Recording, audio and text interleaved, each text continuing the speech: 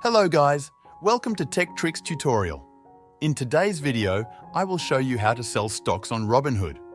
If you're ready to lock in some profits or sell part of your investment, open the Robinhood app and go to the stock you want to sell. For this example, we'll sell a portion of an ETF, like VO.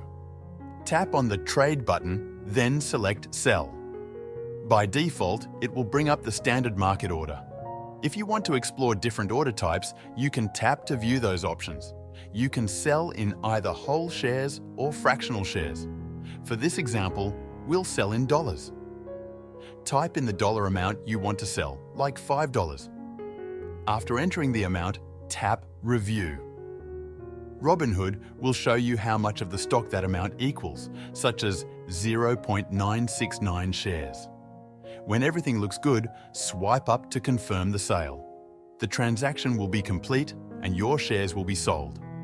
After selling, the funds need 2 business days to settle in your account.